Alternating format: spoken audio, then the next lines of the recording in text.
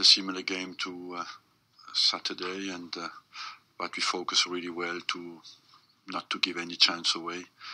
And overall, it was a committed game, and we maybe defensively were better tonight. The solid performance, especially defensively. I think we didn't give them too much, especially in the second half when we scored the second.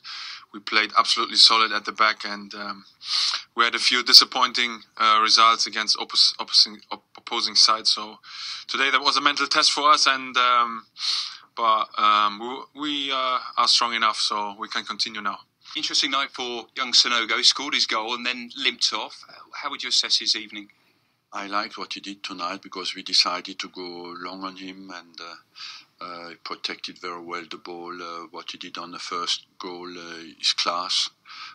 His combination game with Cazorla, but unfortunately got injured. Obviously, you always give yourself a chance to win when you don't concede, and we knew that's really important. All over the pitch, we've got to defend better, and tonight we got that right. I think we knew they were a massive threat on the counter attack with a lot of pace, so we knew we couldn't get carried away going forward too much. But I think we had the balance right tonight, and obviously we scored some good goals at the other end. After Anderlecht and after Man United.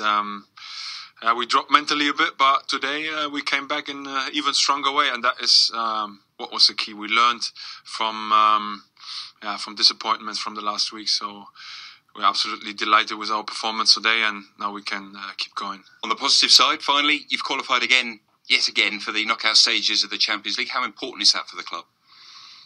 Look, I don't know how many times you have done that, so it is something we want to do. We want to fight with the best.